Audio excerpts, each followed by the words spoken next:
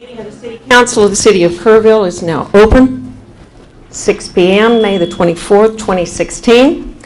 We will begin this evening with the invocation by Ann Buck, and we will follow it by the Pledge of Allegiance to the flag by Chief Smith. If you would, you may rise if you wish. Let us pray. Blessed Heavenly Father, we thank you for the many blessings you've poured out on our beautiful Kerrville and the Hill Country. And we praise you for being our ever-present God. Tonight, we ask that you oversee this meeting.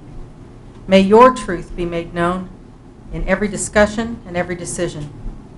We ask that you bless this council, our community, our state, and our country.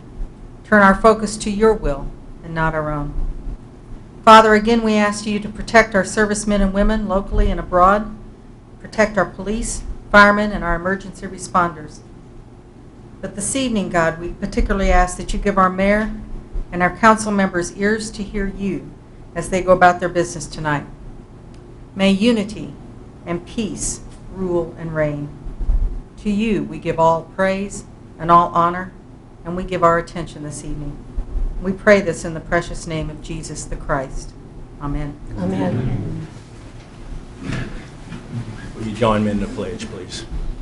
Pledge allegiance to the flag of the United States of America and to the republic for which it stands, one nation, under God, indivisible, with liberty and justice for all.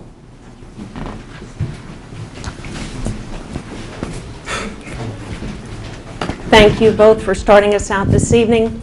Item 1 on the agenda is the oath of office for Councilmember Place 2, who was just appointed Monday evening, given by Kerrville Municipal Court Judge Mark Przyslowski. Judge Przyslowski, if you would, please, and Mr. Andrew.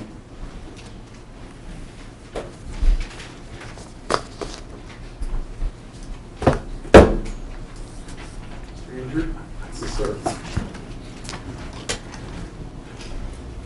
Repeat after me. In the name and by the authority of the state of Texas, in the name and by the authority of the state of Texas, I, Glenn C. Andrew, I, Glenn C. Andrew, do solemnly swear that I will faithfully execute the duties I will faithfully execute the duties of the office of Kerrville City Council Member, Place 2, of office of Kerrville City Council Member, Place 2 of the state of Texas, and will to the best of my ability will to the best of my ability preserve, protect, and defend the Constitution of the United and laws of the United States Constitution and laws of the United States and of this state. So help me God. So help me God. Thank you. If you'll please sign.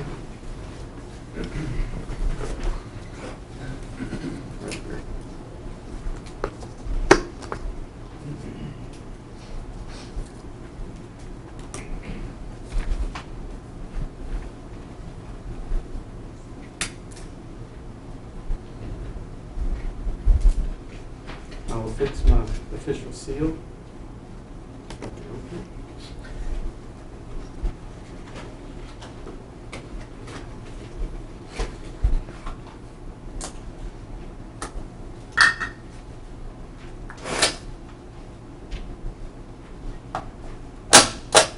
It's done. Thank you. Thank you, sir.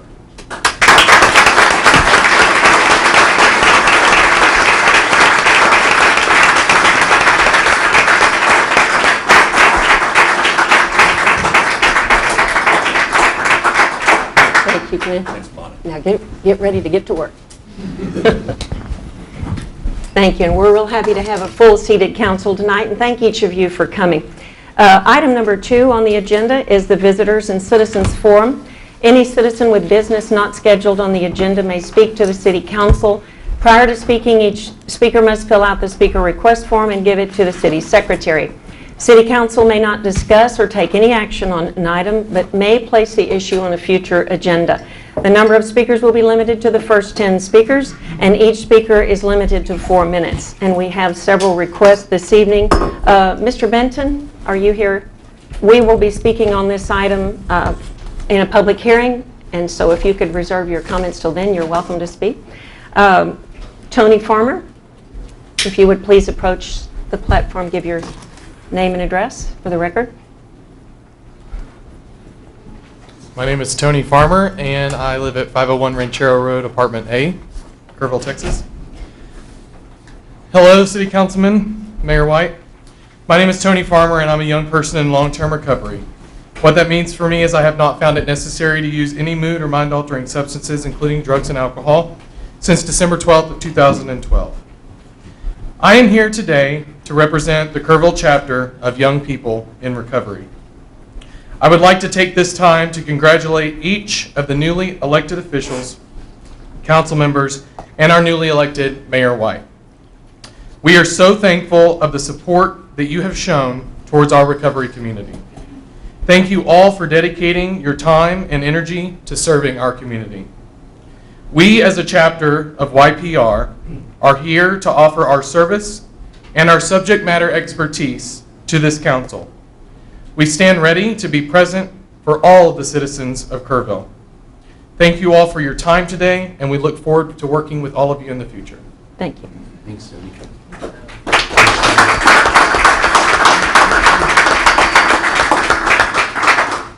Renee Brooks Lafazo.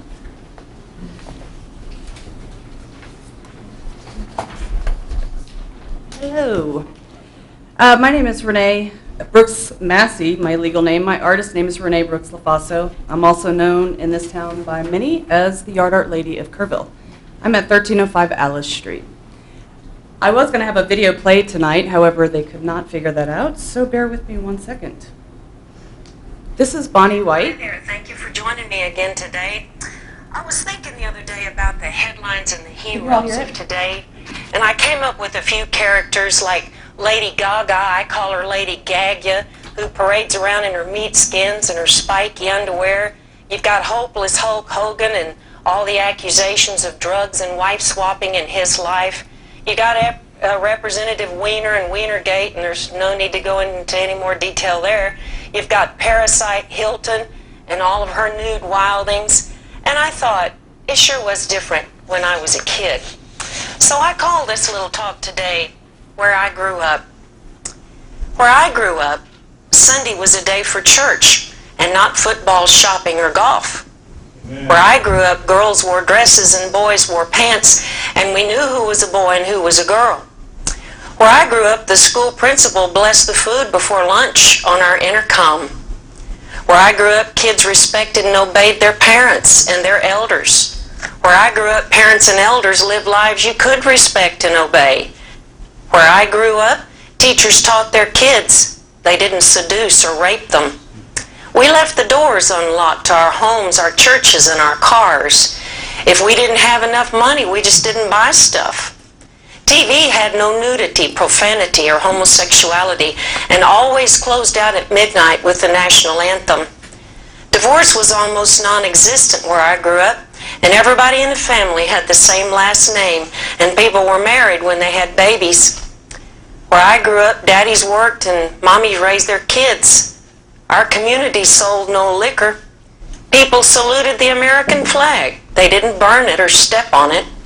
Our schools taught us to sing God Bless America, and we weren't ashamed to say one nation under God.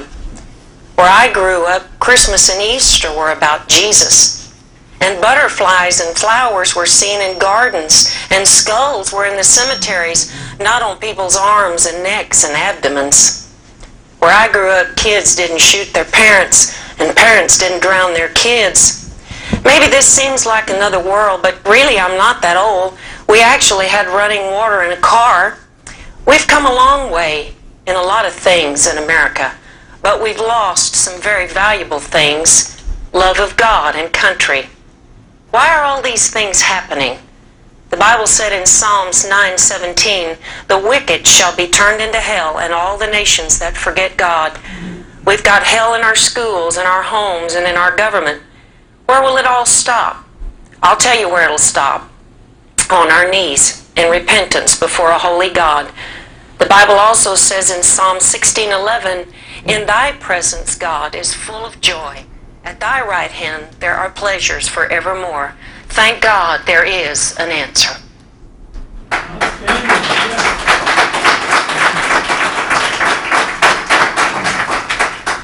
The definition of community, a feeling of fellowship with others as a result of sharing common attitudes, interests, and goals. Ms. White, as a city council member, I continue to watch your voting history go against what the city of Kerrville community appear to suggest wanting through other council members. At the last week's meeting, though not sworn in as mayor, I began to wonder, while yet again, Thank you. Brandon Rodriguez? my video is actually only 3 minutes and 7 seconds. 3 minutes is what we're allowed on the speaker request. No, it's 4. It's 4 minutes. Did we? It ran 4. Okay. It ran 4. Thank you very much. Brandon Rodriguez? Could I actually have a motion to vote on whether or not I can finish this? Because I very much timed this, add to the 4 minutes. Actually, I'm presiding over the meeting, and part of our ethics policy is that we exclude those comments that are personal in nature, both as a council and from the audience. I'll be happy to furnish that for you. Okay. Thank you.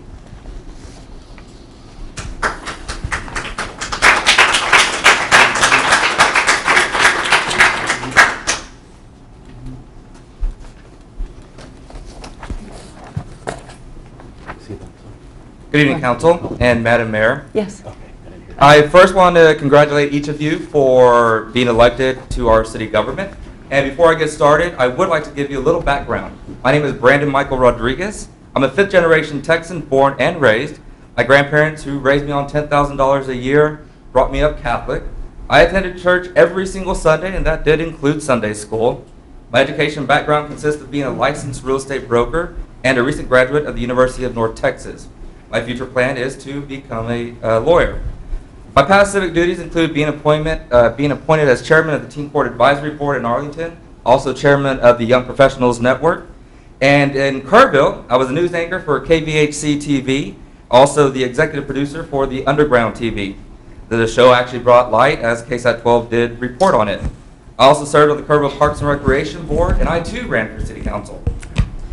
My mom's owned a business here for 30 years. I'm happily married for 3 of those years.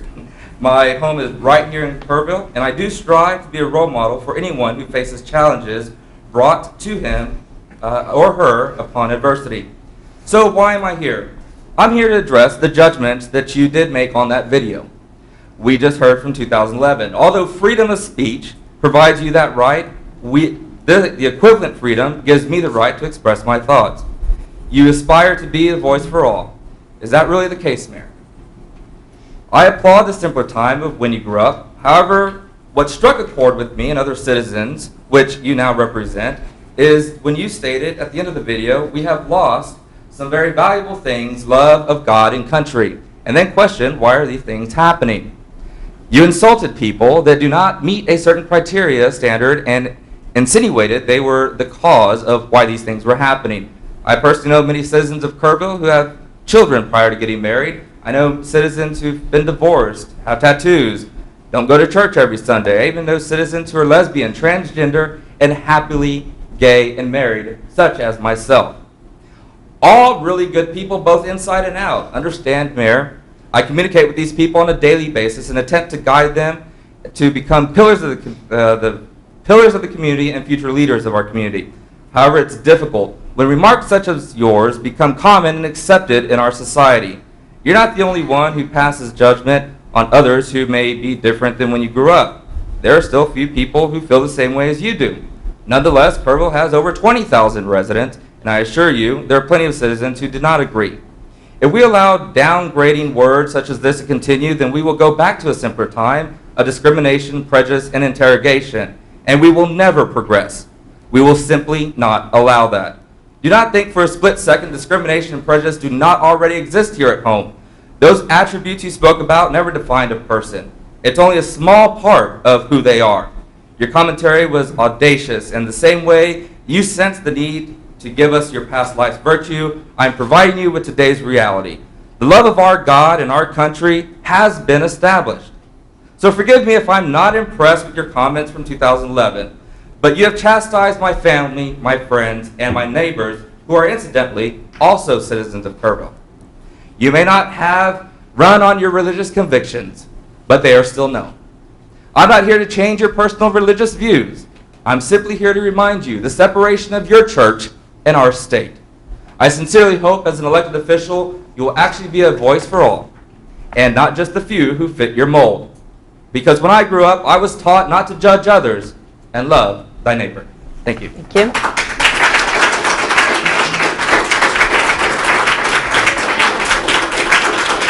The next speaker is Garland Winningham. Thank you. Please approach. Give your name and address, please.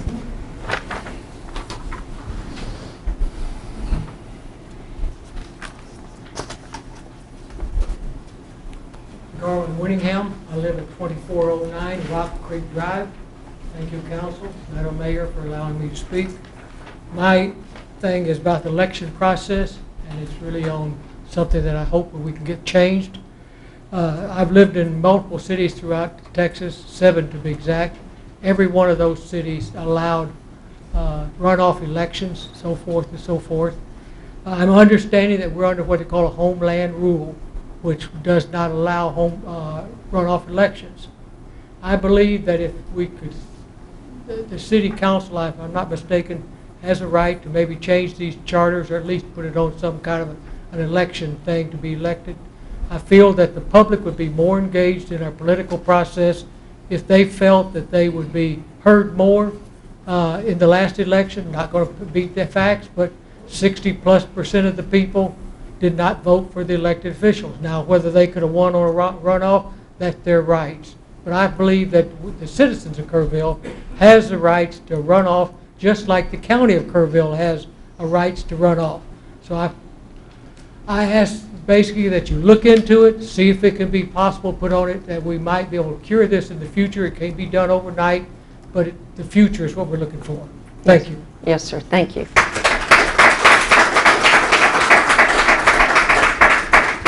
Peggy McKay. This is about an item that's in executive session on the river trail. Okay. Is Would this you like the to time? wait till the end, or? Whatever the procedure is. Okay. There's nothing in open session about the river trail, so we're not taking a vote on anything tonight. So she can go ahead and speak? Yes. I would- Okay, that's what I had asked Mike. Did that? Yeah.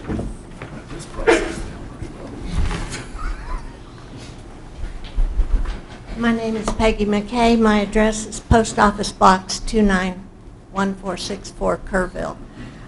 This is in regard to the river trail, because I noticed on here that it's a possibility that it will be discussed later, and it's executive session, and I gather that the subject is purchase of real property. I thought that we had completed the river trail, and I just would like clarification. Are we expanding the river trail? Did I miss something? And I just wanted to know if this was an expansion of the river trail, or why there would be executive session for the river trail. And for the record, Mayor White, I have never known you to treat anybody on an individual basis differently one from the other. And I appreciate your comments, and I think that you should be able to speak your mind. Thank you. Mr. Barton, would we be allowed to answer her in a factual manner regarding the river trail? Yes. And did you put this on the agenda for executive session? Well, this is a standing item that we have on executive session. We do need to go into executive session tonight to visit with you, but the original scope of the River Trail project did provide for a schematic to take the trail to at least to Guadalupe Park, and so we have continued to work on an additional section that will continue to go west. We are just finishing up, and we'll be opening this week, a section of trail that will take us to Guadalupe and Lowry Street.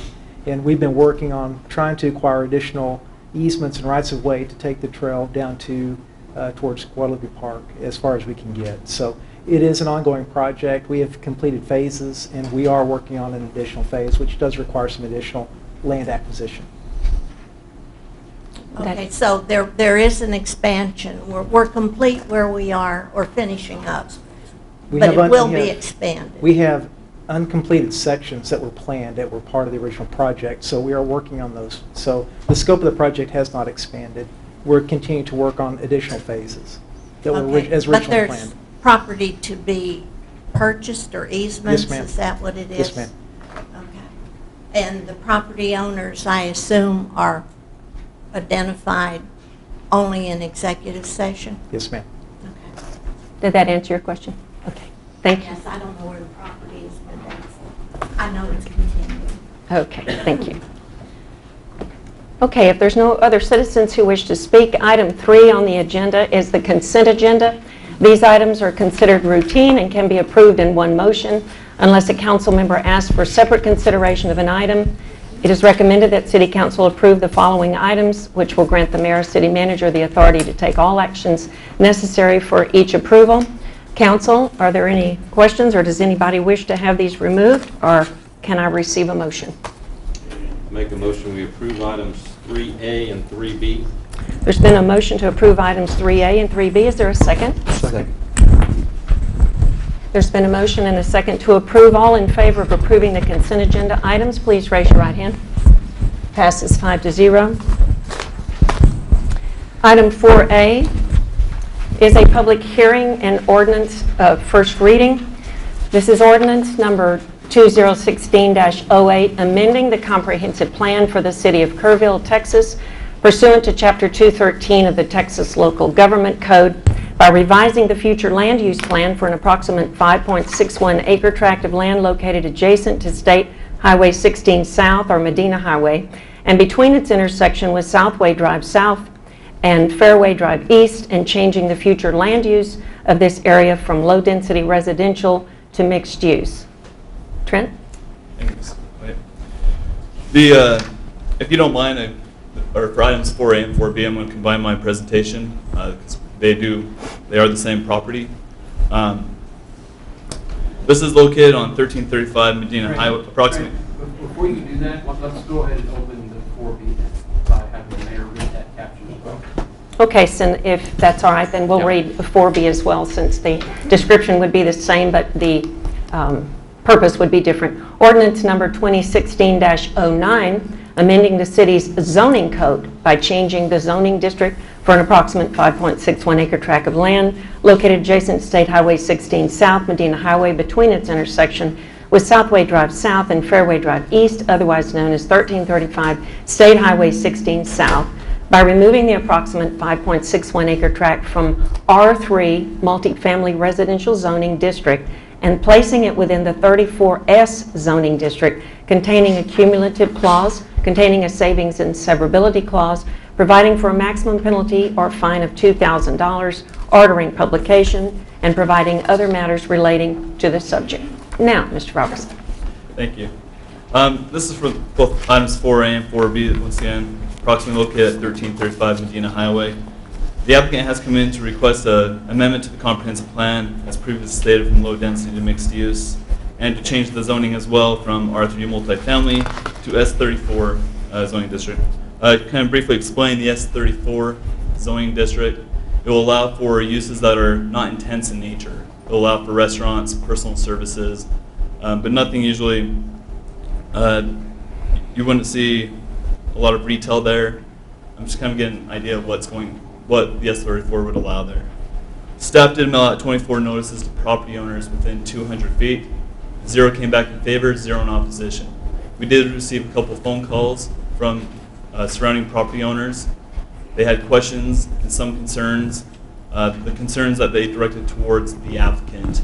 I believe, I haven't heard back from them. I believe they might have resolved those concerns with the applicant, but I didn't receive anything officially in writing.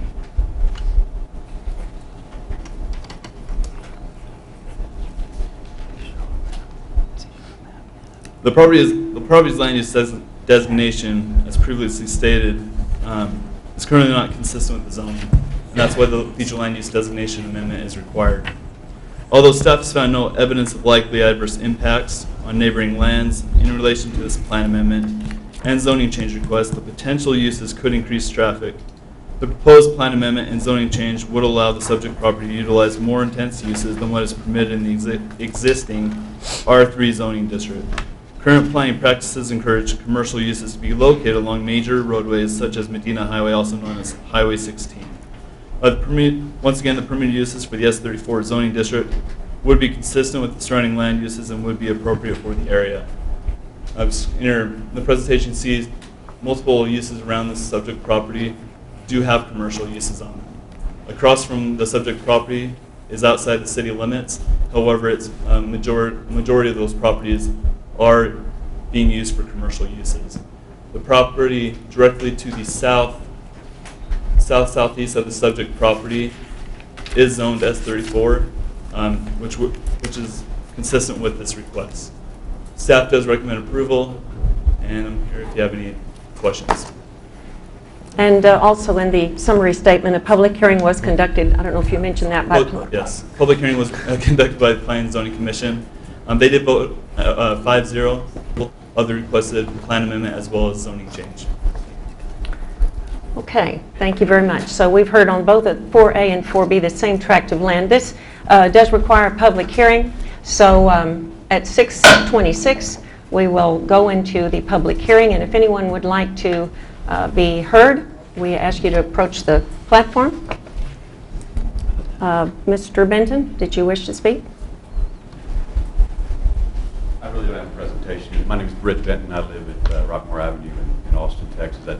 I don't have a presentation. I'm just here to answer any questions that may come up. And you are? I'm with Oryx Development. We are developing the senior housing project that's adjacent to this site, and we've been we're acting as a consultant for the owner of this tract to help him with the zoning process. Okay. Would anyone from the audience have any questions for him? Please. I'm a local resident, David Williams. If you would approach the podium, please, and give your name and address for the record. Yes.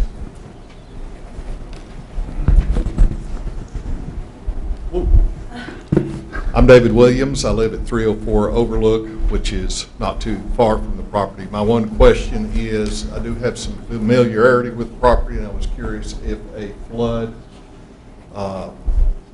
zone has been reviewed on the property, because it has been known to flood in the past, and I was just curious if you all have reviewed that, and if that was presented to P&Z. And Trent, could you address that, please?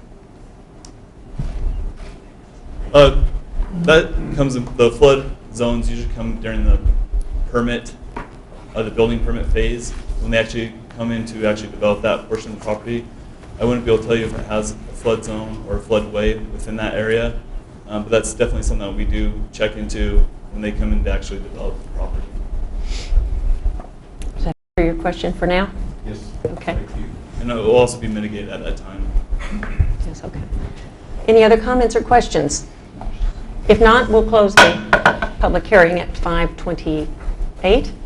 And I will ask for a motion and a second on ordinance number 2016-08. I move for approval of item number 2016-08. You want them together or separate? Is it all right to do them together? And item 2016-09. We had a motion and a second. Is there any discussion by council? If not, all in favor, raise your right hand. Passes 5-0. Thank you. Ordinance number 5A, first reading. Ordinance number 2016-10, approving a negotiated settlement between the Atmos City Steering Committee and Atmos Energy Corporation, Mid-Tex Division, regarding the company's 2016 rate review mechanism filings, declaring existing rates to be unreasonable, adopting tariffs that reflect rate adjustments consistent with the negotiated settlement, finding the rates to be set by the settlement tariffs to be just and reasonable and in the public interest, requiring the company to reimburse ACSC's reasonable rate-making expenses, determining that this ordinance was passed in accordance with the requirements of the Texas Open Meetings Act, adopting a savings clause, declaring an effective date, and requiring delivery of this ordinance to the company and the ACSC's legal counsel. Mike? Thanks, Mayor.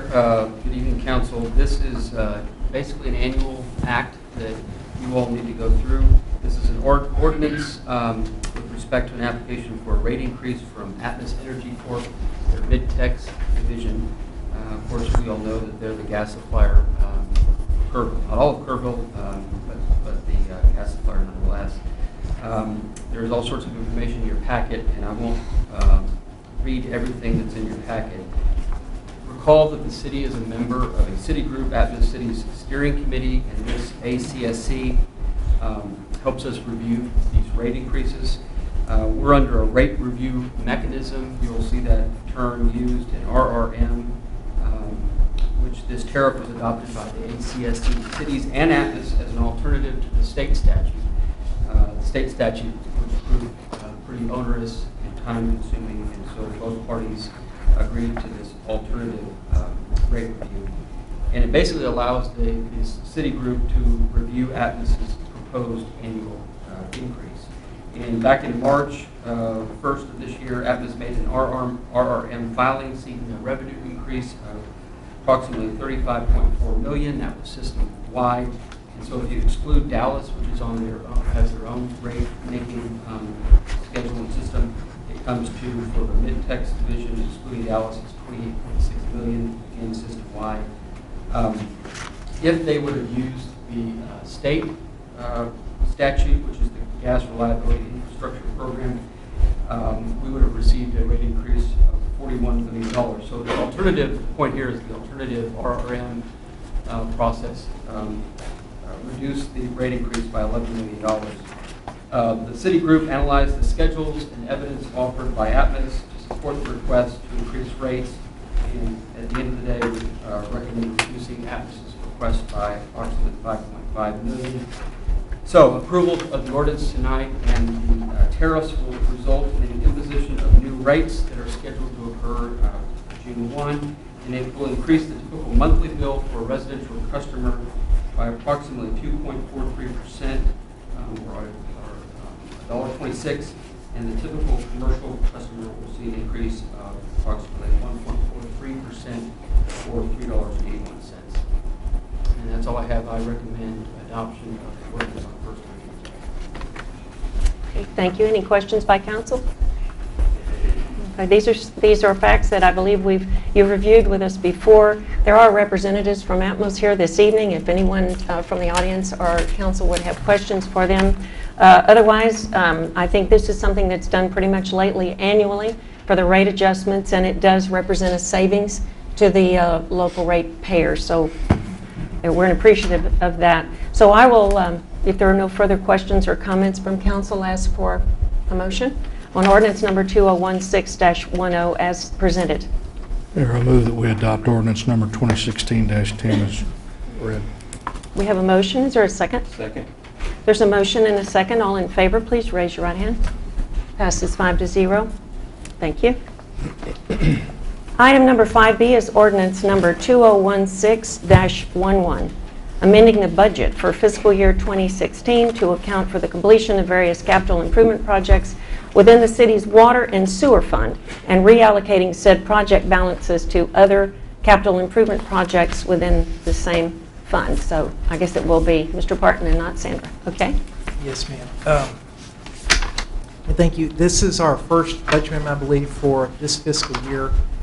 We have closed out several capital projects that have been ongoing on the utility fund side and are looking to, again, take those balances and apply those to additional projects that we have, some ongoing, and are also on our capital project list. So there's a total of about a little over $2 million of balance of unused funds.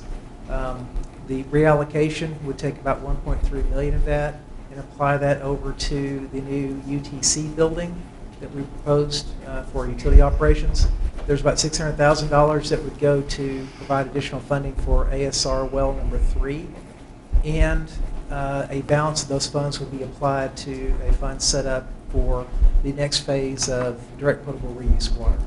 So our recommendation to council would be to approve the budget as we have presented to you. I will say I did notice there's a typo. I think we have a $100,000 bust on the allocation side, so we'll make that final adjustment as we bring the final back to you for your second and final reading. So there's probably $100,000 that we need to take out of the DPR allocation. So just, I went over these with Mr. Parton earlier. I don't know if there's any questions for him by council. Just for clarification, those that may be new and maybe those in the audience, there was a $1,753,000 overage in a project from a 2013 bond. And what Mr. Parton was referring to, this project, as well as the Broadway lift station, the Jefferson lift station, actually were under budget. And you may question, how was it $1.7 million under budget? That was my question. It was in regards to the motor control center, Mr. Parton explained, and there was a wiring center that did not have to be replaced. So that's always a good thing, I guess, when you find that out.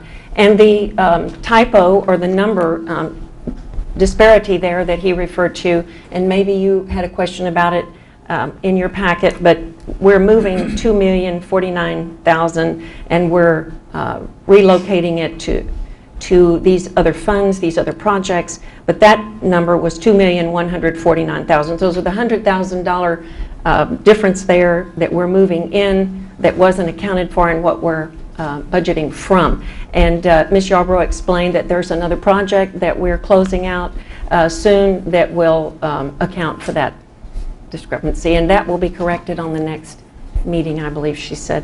I had a question I wondered about on the $3.5 million bond from 2013. On this particular project that we completed for the clarifier and MCC, there's about $1.5 million in unspent, or is there an amount? I think that's an old figure, Sandra. Unspent bond proceeds.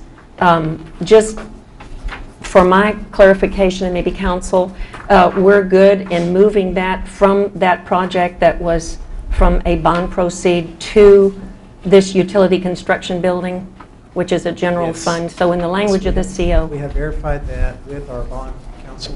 Okay. Yes, that is an appropriate use of those funds.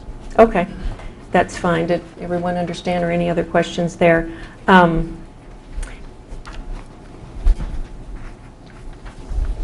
don't see anything else that might need to be addressed. The DPR, the direct potable reuse part of this that we're moving it into, that's just a fund that will be used for the second part. Is that correct, Mr. Parton, of the DPR phase 1 being the sampling program that's going on now? That was about $152,000 study, and we have about 2 months left to sample the effluent. This new project, U09, for $250 will be for the pilot program. That will be some funding set aside to go towards the next phase, which does go into the additional engineering analysis, the pilot program that we talked about, which will basically test the additional treatment protocols that we may need to consider to take that effluent into treated drinking water. Okay. So we do not yet know what the scope of that work will be. We do not yet know what the budget for that project will be, because we need to finalize our sampling regime that we're currently working on, which is nearing completion in the next few months, which will then allow us to be able to determine the treatment protocols that we need to contemplate to move forward to direct potable reuse. Okay. And so moving these funds over, the $600,000 for the ASR well will be combined with what we have left in the account, for those that maybe weren't here at the time, for about a $1.3 million project for that ASR well. So that's just for public information. Any questions or comments by council? If not, I will ask for a motion to approve ordinance number 2016-11 as presented. So moved. We have a motion. Is there a second? Second. We have a motion and a second. All in favor, please raise your right hand. Passes 5-0. And good job explaining that to everybody. Thank you. Okay. Item 6A for consideration and possible action, creation of an appointment to ad hoc committee regarding regulation of drones. Ms. Ashley. Good evening, Mayor, Council. At your second meeting in March, Council asked staff to place an item on the agenda to consider creating an ad hoc committee for drones. Staff has been monitoring and following the potential law, and there is some flux within the legislation. It looks like federal government may regulate all of the drones regulations, so we are recommending to defer action or creating the committee until we find out where the law lands. Would anyone in the audience like to address that? I mean, I understand that there's FAA rules that may be pending, and so that's why she's asking for a deferral. Are there any questions or comments from the audience? If not, do I have a motion to move this to? Mayor, I Yes. think I'm the one that asked for this to be brought back and Okay. An ad hoc committee be appointed. And I've been watching the same thing that you've been watching as far as the federal guidelines and so forth. And since I'm the one that asked for it to be brought back, I'm in agreement with her. Okay. I think we need to, don't want to get the cart before the horse. Okay. So if everyone's in agreement, do I need to take a vote on that to defer it? We'll defer this then until you come back with further information from FAA. Item number 6B, increase application request to the City of Kerrville, Texas Economic Improvement Corporation from an amount of $250,000 to an amount not to exceed $350,000 for lighting improvements to the Sidney Baker Bridge in Louise Hayes Park. Ms. Bowles. Also, at your second meeting in March, Council authorized staff to submit an application to the EIC in the amount of $250,000 for lighting improvements. This budget number was approved with the FY16 budget for both the EIC, and the Council adopted it. After looking into some firmer pricing, the pricing is looking like it's coming back to $350,000. So we're bringing it back to you tonight to see if you're still interested in this project, if you'd like us to take a different route, or authorize us to increase the funding amount to the EIC. Have a couple of pictures. This is kind of what examples that we showed you at your March meeting. Other cities, bridge lighting projects as well, Minneapolis, Kansas, and also Japan. Here's one that the Fountain people, the same folks that did our Fountain Plaza, actually did. And I also have a short video for you to watch as well.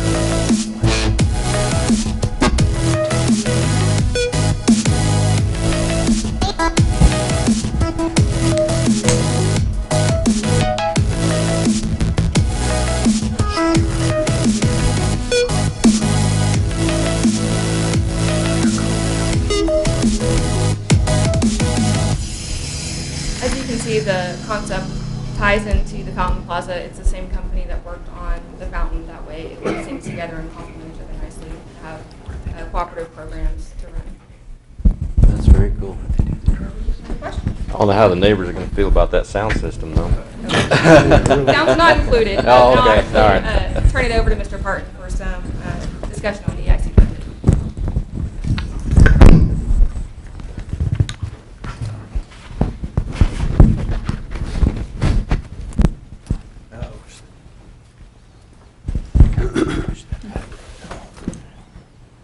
Did you want to see those numbers? Yeah, that's better. 49 isn't pretty. It's not pretty some days. And again, I think part of the question when the mayor and I were speaking about this project was, what is the EIC budget and how does this project fit in? This is the FY 2017 budget discussion document. So this is a most recent version of what we're looking at. So fiscal year 2016 is this year. You can see Louis Hayes Park lighting is $250,000, and we had $100,000 in the Olympic pool study. That is looking at our swimming facility. We're nearing the life of that facility, both the mechanical and the pool portion of it. So going out to do some work to bring a consultant in to evaluate the pool and look at what our master plan for the facility needs to look like. Then we have $280,000 in budgeted improvements for downtown streetscape enhancement. So that was some street furniture, some signage, some other elements like that to enhance our downtown. And then under category 3 on public housing or public infrastructure, we've got housing, $100,000.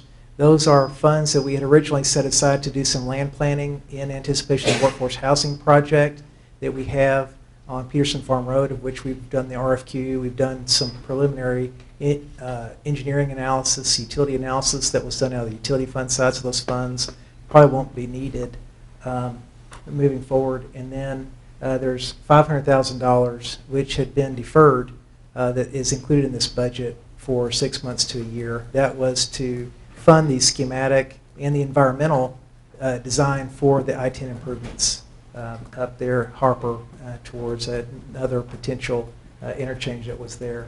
So when you look at the overall project list, that's where we sit today. So should you authorize us to try to proceed forward and to look at this additional allocation, we can proceed on.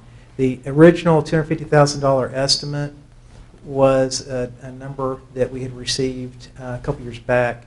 A lighting consultant had come in to look at our downtown lighting, and a discussion with the lighting committee that really had generated from Rotary and some other groups had looked at some additional downtown enhancements.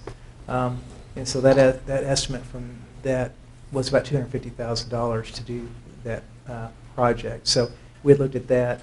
On the estimates that had come in, there's about $155,000 of actual hardware and lighting systems that would go in. There's about another $111,000 that estimated that would go into conduit and wiring and other things that were needed to install, plus the labor to install. So that takes you to about $266,000. Plus, there are some additional costs that you may have to contemplate. If you were to suspend the lights on the bridge underneath, that's about a $23,000 estimate rental for a barge to be able to work underneath. What could offset that price would be if TxDOT would authorize us to be able to work from the lanes, the travel lanes. So you close the lane down probably in the evenings or the nights and work to suspend off of one side and then work on the other in the deep nights. So anyway, this is the proposal that we have. We're looking for direction. We did not submit the application to EIC because we had these numbers that came in higher than what y'all had authorized to apply for. So we felt it was appropriate to come to y'all, get some direction on what you would like to do, where you'd like to go from this point, and then execute from there. And any questions or comments by council? That's go ahead, Gary. I like the public response to the splash pad, the fountain people. I think they did a great job. I'd like to see us do more with that to accentuate the park. I think the park has gotten a lot more use than a lot of people had anticipated through the enhancements. I certainly wish that we could have done it with 250. Yeah. But Todd, do you think there's any possibility of any private influx of funds or grants, Texas Parks and Wildlife, K-Pub, anything? Well, we can talk to K-Pub and see. We can talk to the state, see if there's any additional kind of funds that are out there. There may not be a lot of avenue from that perspective. Sure. So we have not approached K-Pub to see if they'd be willing to partner up on this particular project. But we could look at some additional funding options that were out there if you'd like us to. We talked about Just a thought. we talked about skinning back on this project And you could try to save some additional costs by cutting some of your lighting fixtures, but if you do that, you're really going to eat into the richness and the quality of the lighting program that you're talking about there. So fountain people really suggested that you probably don't want to do that. Would either need to come with a different scope of project or to find some additional funds instead of doing that as an alternative. Did they estimate what maintenance would be like, how often lights burn out, or did they have any input on that?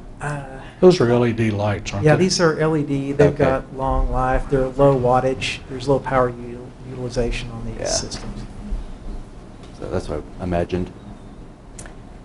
We discussed this afternoon, and I was hoping to get a breakdown, and perhaps the council, before I entered in last year, did get this, but you gave us some idea of the breakdown of the cost for the project. A couple of things that I'd like to know before we make a decision is, number one, is TxDOT amenable to shutting down one lane? And if you should do an installation that way and save the $23,000 barge expense, that could be a big savings. And the other thing is, if there is breakage or some kind of damage by storm or other vandalism or any other things, you mentioned the maintenance required. How would you do those? Would you have to rent the barge again to do those replacements, a hailstorm, anything like that? Well, we would have to repair it, obviously. TxDOT's not going to do that. That'd be on us. And whatever means it took to do that. I mean, I wouldn't presume we'd run a barge necessarily unless there's a wholesale damage that you have to replace. But, we would have to address that. This is also something that's insured. And so when you have major damage like that, we would probably have our insurance coverage that would cover that, and we'd have a deductible. So we'd be out a few $1,000s potentially to cover that. So I wouldn't see wholesale damage to this if it's caused by an instance that you suggest. It's going to be necessarily cost prohibitive to us. So. That's pretty funny. But your question about whether they'll work with us, they're amenable to working with us.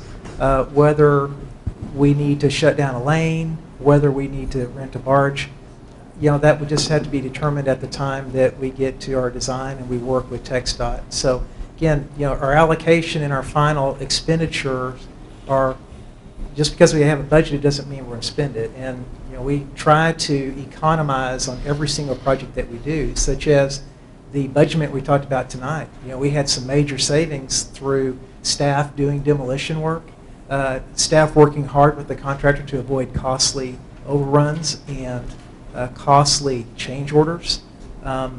When we worked on a park project, we kept that project in budget by finding alternative ways to bid it. We found ways to utilize staff to come in and do that. We found ways to work with the contractor when change orders were adds. We also found change orders that were deducts to try to find a net overall savings to our projects. So the allocation of those dollars doesn't mean we're going to spend every penny of it. We are going to try to do this if these projects proceed forward as efficiently and cost effectively as we possibly can. Yeah, I know you will. I just would maybe suggest that before, if council approves, before we go to present the financing through 4B, through EIC, that we did have some kind of, acknowledgement from TxDOT to whether or not they may let us do that, because that may be... They're not going to be able to give us that, Oh, they that wouldn't? early, because it's going to depend on the contractor, it's going to depend on their capabilities, it's going to depend on insurance, how they're going to want to install that system. So, there's requirements that they're going to have for traffic safety, all those kinds of things that they have to do with TxDOT. TxDOT's going to have to see a plan, they have to see a schedule, they have to see all those things before they can give a commitment to allow us to shut down a lane for the installation.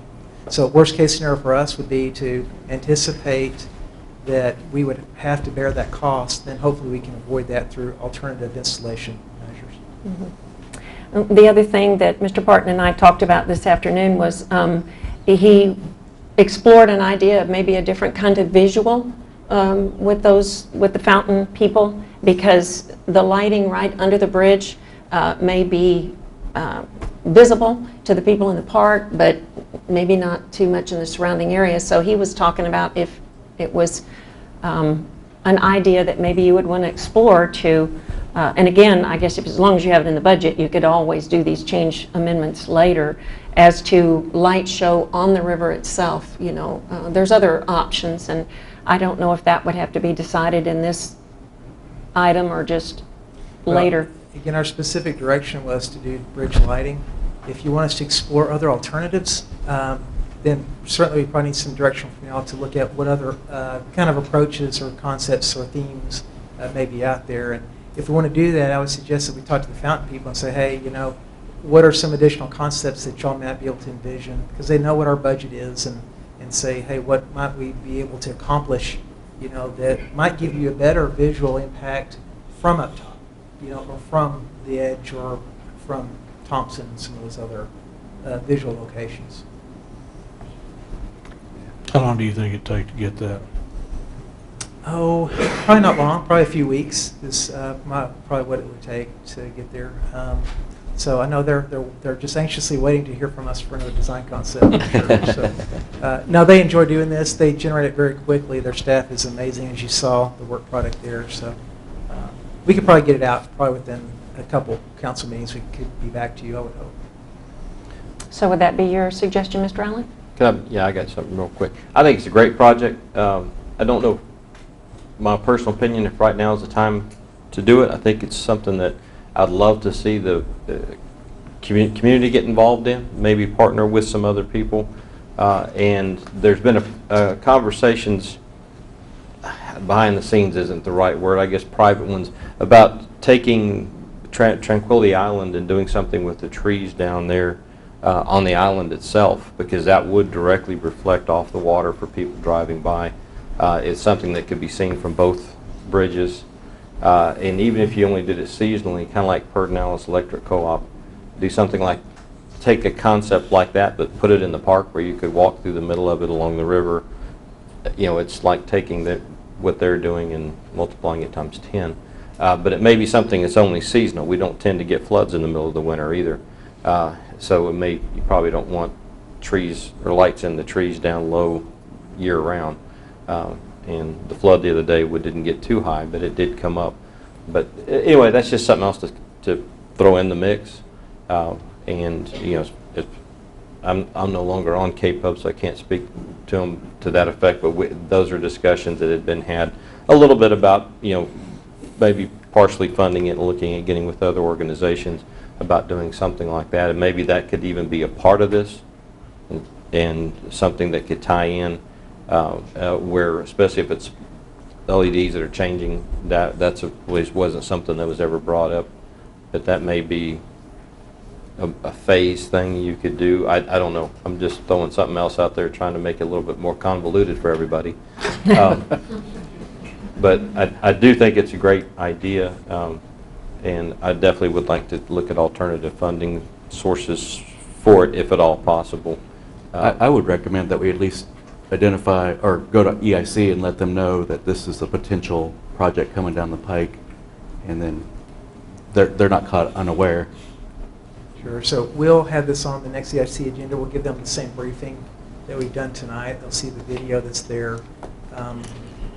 But it's a direction from councils to do that, but also to talk to K-Pub and see if there's other funding partners with this, and then to talk to fountain people, start there and look at what other kind of lighting approaches that they may be able to help us design. Does that sound good? If you want, I can go to EIC and confuse them also, if that'll help. I'll carry your message with me. Okay, you got it. Okay.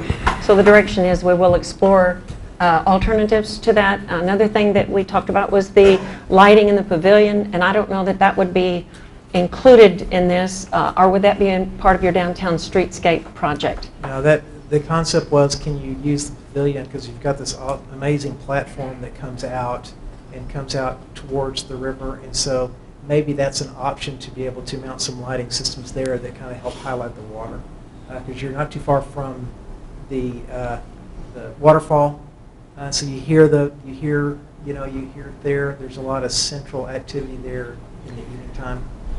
It's just a point of interest that's there, just something to play off of. So let me clarify for Mr. Parton from council. Do we want him to stay within the 250,000 and come back with these options, or are we opening it up for the additional, or do we want to see what first the Fountain people can do? Do we want to direct him to do a different place than bridge lighting, or? Oh, so you want me to clarify the confusion? Yes, sir. Okay. I think go to EIC and let them know we are interested in the project, but if it is going to go that much over budget, is this kind of what Gene was going along with, to see if there are alternative sources of funding out there, or partnering to help with it. The trees in the park, that was just something else that I think would be a neat project to add to the enhancements down there that could go along with this, not necessarily instead of this, because I have absolutely no idea what it would cost to put lights into, 20 or 30 bald cypress trees that are 50 feet high and 300, 400, 500 years old. For safety's sake, I like it way high above the water myself. Under the bridge sounds better to me. And that's part of the challenge with this lighting on the bridge itself, is really mounting the conduit and the wiring up on the bottom of the deck of the bridge, because you're trying to get it up out of the water, out of the flood inundation areas. And so lighting fixtures, those kind of things, you don't want to be down on the ground. Right. So, yeah, we'll talk about that. So if I kind of clarify a little bit, we're not going to necessarily look at a budget. We're going to say, hey, what are some conceptual lighting ideas down here? Look at that, and typically then you get an idea about, okay, wow, we like these things. Here's your budget. Once we get over the sticker shock, then we say, okay, now what can we do within our budget? Trim that price down. If we can't get to a feasible project within our price range, then we begin our conversation with our potential partners, who may be willing to come to the table and help us fund some of the balance of that. So we'll see what we can get done within our 250. What is the additional balance that would look like to complete a full schematic concept? We'll talk about trees, highlighting the trees. We'll talk about maybe emphasis on the water, and kind of look at those concepts. That's what we'll ask them to look at. Is that good? Okay. Perfect. Sounds like you have your EIC, and we will bring them into the fold on what we're talking about. Okay. That's good. Very good. Thank you. Okay, item 6C. Mr. Parton has asked us to set a time, date, and place for fiscal year 2017 budget workshop. As you know, we're nearing budget time. Would you like to present this time? Go ahead. Actually, we've been in budget time since October 1st. You have. We've had some preliminary workshops. We talked about we talked about our food growth pavement management system plan, all those things. We've taken that initial direction from our initial workshops, and we are working to put together a draft line item budget for you. The draft budget document, the book, will be ready for you, that first draft, by June the 3rd. So we'll have that into your hands here within the next week and a half or so. That will include all of our line items. It'll include all of our fiscal forecast models. Everything that you've seen and out there is all being brought together. So that'll be presented to you.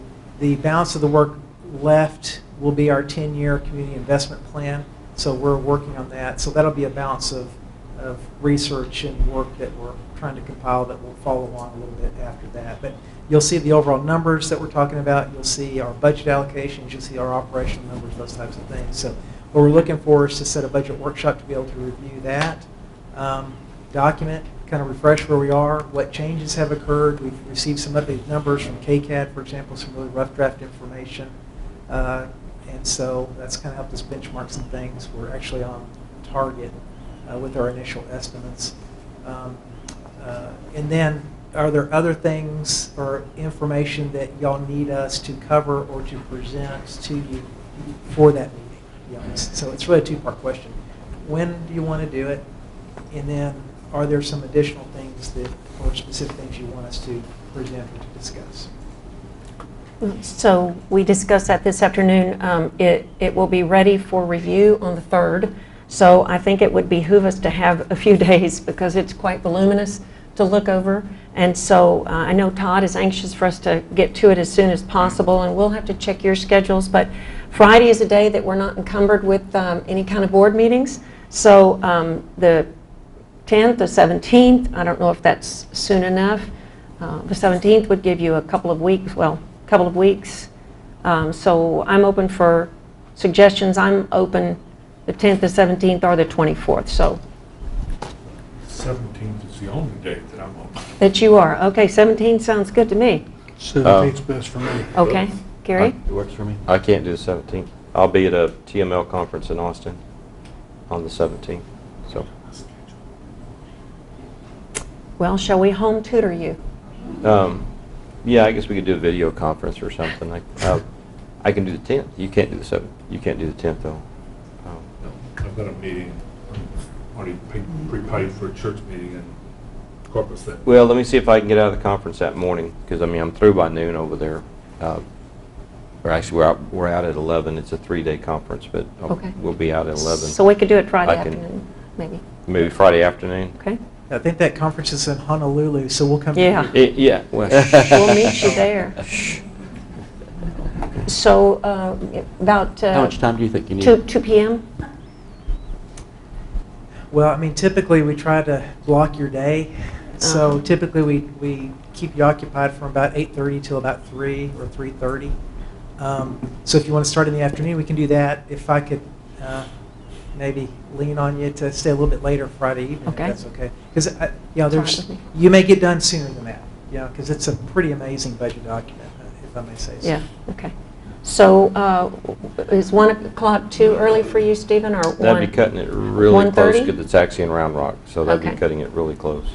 At 2, I 2 o'clock? 2 o'clock. Yeah, Okay. just, we'll get Chief to make a couple calls and get an escort or something.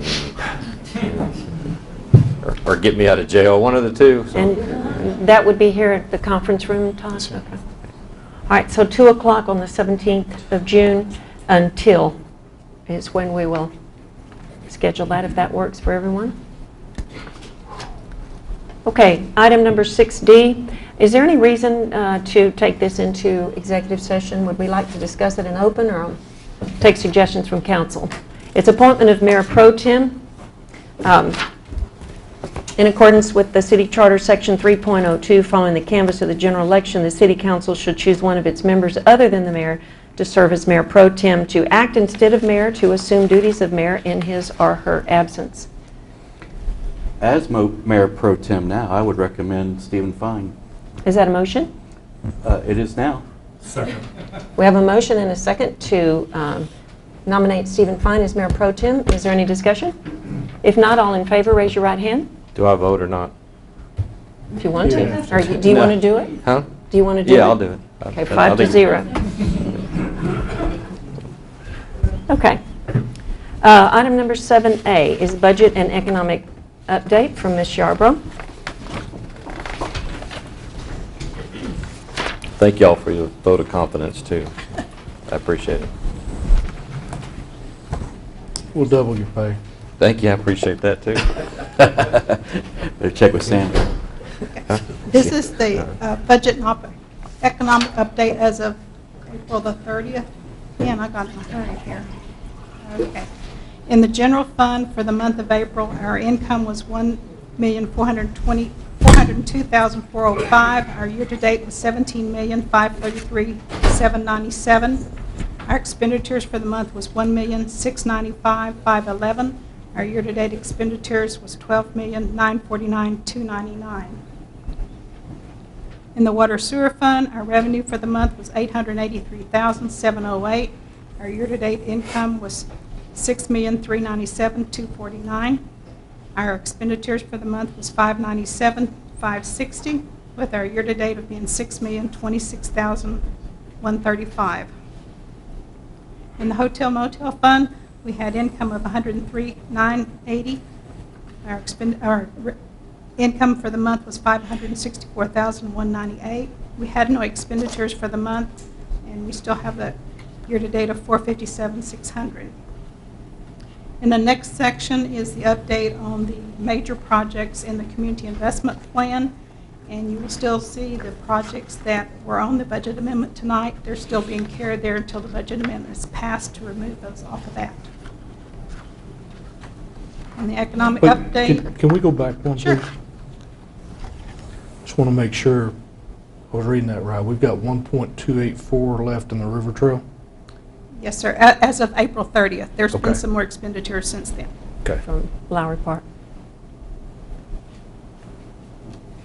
Yeah, I'm sorry, you're not through? Back up to the revenues, there's $260-something thousand increase from over last year in property tax.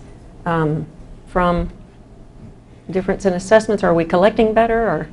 We're right on target based on what it is. It's just, our assessments was a little higher last year, so we're right on budget. We were at 97. We got another deposit today, 97.63. We're right on target. Okay. Yes. And you'll see that gradually taper off. Next. I know we're changing our format on the commercial permit value. This is to include, oh, you're not there yet. Okay, one more. Sorry. Okay. Yes, on the, from development services, on the residential, we're showing the permits issued. On the commercial, we're showing the value, which is new construction and remodels for commercial property. And then on our unemployment, it continues to be steady, as well as our consumer confidence.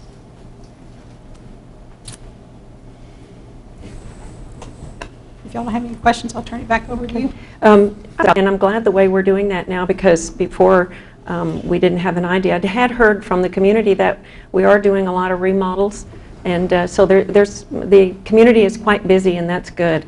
For February and March, is it okay to ask what those projects are? Or I'm curious about the one in March for $4 million.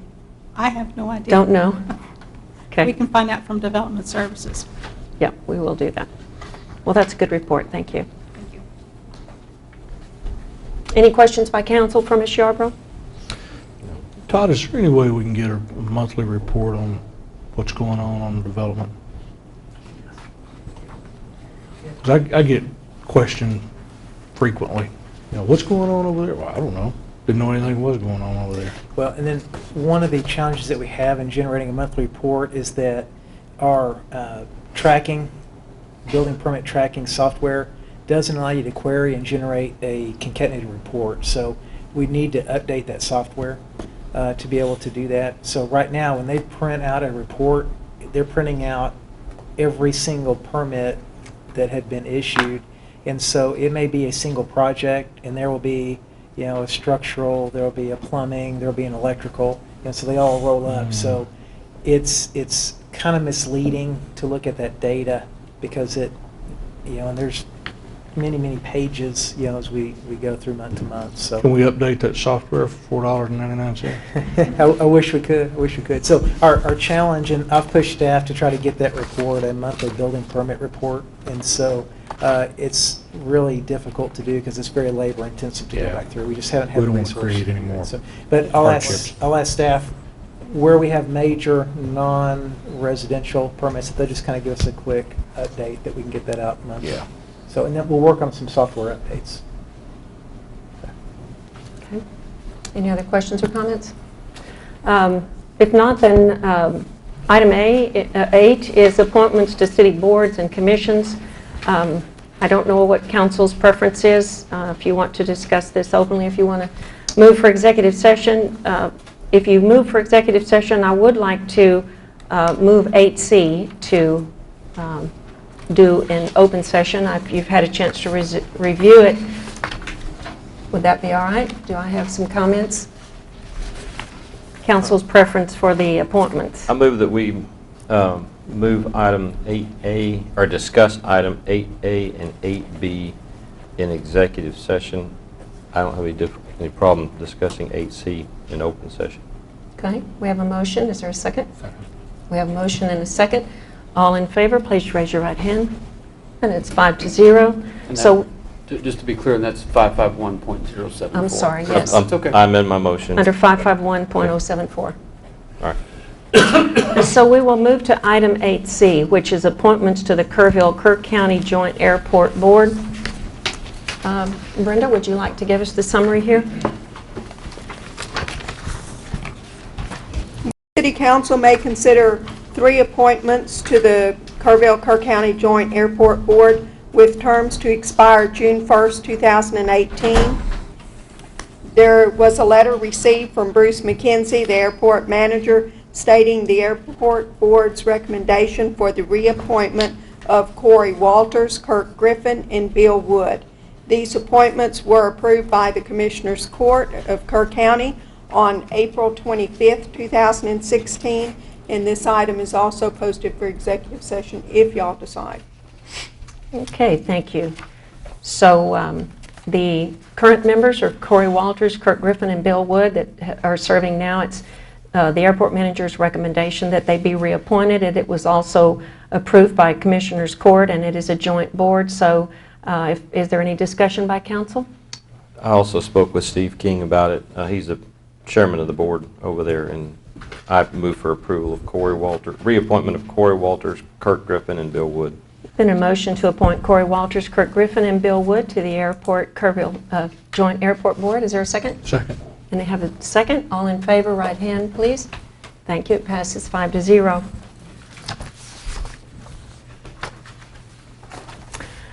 So we will move the items 8A and 8B to executive session. So we will move to item 9, items for future agenda. Does anybody on council have a request for any item on future agendas? I would like for us to please bring back the report from the ZOIC committee. I've had several members of that committee who have been saying, will somebody please do something, vote for it, vote against it, do something. It's been sitting there for a long time, and I'd like to, personally, we haven't discussed it in the last year, and I'd like to at least look at it and make changes, approval, whatever. So, and I don't know if that would require a workshop or if it's something we could do here. Would you like to receive a report and then consider your next step at that point? That might be better, yeah, Okay. yes. Would you like Zoe to present that report to you? I think that'd be wonderful, yes, because they're the ones who've been saying Because then we do decide the something, future yeah. of that board itself. Yeah. Mhm. Council would. Yeah. Having served on that board, I appreciate your motion, or the Request. Do the request. Okay. Another thing, we had a request from some constituents with the heavy rains lately. Their concern is mosquitoes, and with the Zika virus and the other things that are borne by insects. We may look at a report from Mr. Poe and just see what, I know the city has made some gestures of goodwill, and if he could just kind of give us an update on that, that may just be something we look at. He could do it at a meeting, or we could just put out a public information notice. We did put a public information notice out advising people of Yes. the mosquito-borne issue, and again, advising people on DEET. Also advising the problem that you have now is you got 2 different mosquitoes that are carrying, one West Nile and then one Zika. So the good news is the West Nile's mosquitoes are only active in the morning and the evening, and then the Zika's only active during the afternoon. So we have an hour to go out. So yeah, that means we stay at home all day, right? But no, and we'll get some additional information out there. I will say that we do provide, or we do monitor through our emergency management office, ongoing medical findings. So we do look, and there are notifications that come out of the State Office of Emergency Management that notifies us when there are confirmed cases. So we track that, and then that does have effects on our different regions of the state. So there's elevated alerts that get kicked in when there are confirmed cases. And so like we did a couple years ago when West Nile was really bad, we provided ongoing information on our website, and we pushed information out. So our protocol would remain in place to be able to do that as well. But there had been one case, I think in El Paso, Zika, that had been confirmed at this point. So we are watching that. We do get information from State Health Department, and we also coordinate back with Peterson Regional Medical Center, PRMC, on that issue as well. So there is an ongoing, significant level of work that's going on between health and between emergency management and our state agencies and local medical services. Okay. I think the question specifically was, do we spray as a city at We times? don't spray. That's not what we've done, and we've been able to manage that through other means and methods. And so again, protecting yourself through DEET and making sure that you're wearing long sleeve clothing during those peak hours and those types of things are the best ways to be able to protect yourself from that. And because I know that there are people that are concerned about the toxins in the spray itself, so you have another segment of society that may be opposed to that. So just for information, I think that's good clarity, and we'll keep the announcements on the website. It'll be sufficient. Anything else desired by council on a future agenda? Okay, if not, then agenda item 10 is announcements of community interest. The City of Kerrville will celebrate the grand opening of Lowry Park segment of the River Trail with a ribbon-cutting ceremony this Friday, May the 27th at 10 a.m., hopefully without rain. The ceremony will be held at the new Lowry Trailhead located at 217 Guadalupe Street. The public is invited to attend the celebration and then enjoy the new addition to the trail by walking or riding bikes directly following the ceremony. A reminder that the Kerrville Festival of the Arts will be held in downtown Kerrville this weekend, starting Friday, May 27 at 6 a.m.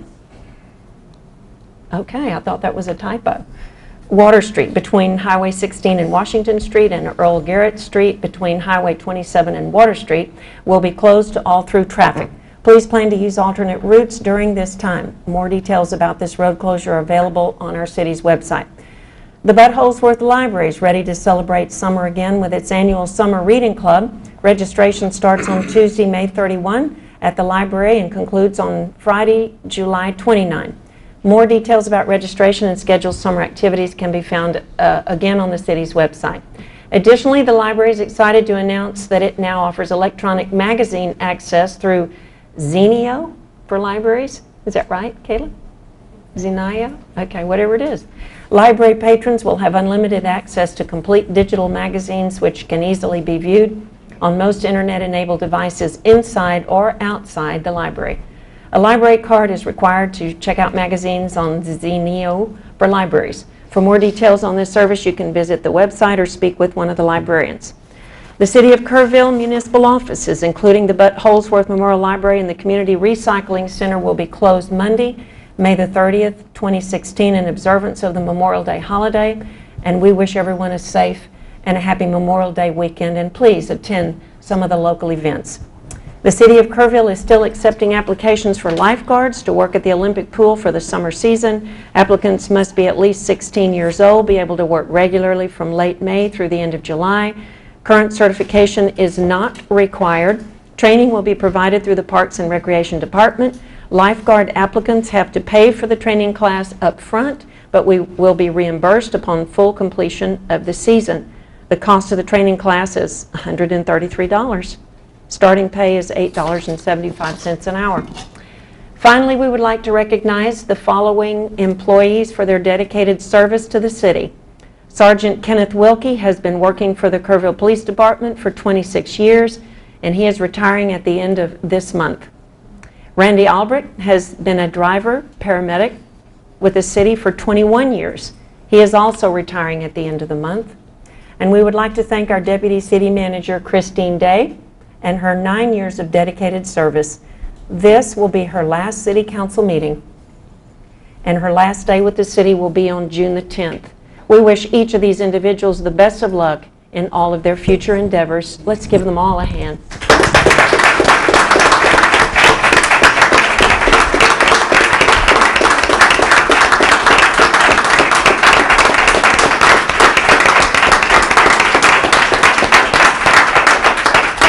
And Christine, I know you'll have a celebration, but do you want to say anything? No. More than just goodbye? Good. All right. Well, we will have another opportunity for that, I'm sure, in the future, and we want to thank you. Item number 11, then, would be the executive session, so I want to thank all of you that are in attendance. You're welcome to stay. Mike, can I, or do we need to discuss legal and real estate also? Yes. Well, Did we include that in our motion? yes. Okay, I just wanted to confirm. Did he include And personnel 071? Right? Is it over? You already had a motion for that, but if you want to include everything, 071, 072, and 074 in a motion to go into executive session, that would be great. So moved. On items 11A and 11B? Yeah. Second.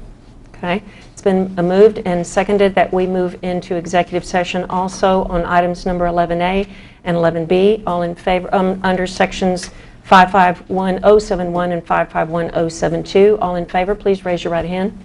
Just wanted to make sure we were legal. Thank you. Thank you. Passes 5-0. So thank all of you for coming. Again, you're welcome to stay. And at 7:25, we will move into our executive session. Congratulations. Thank you.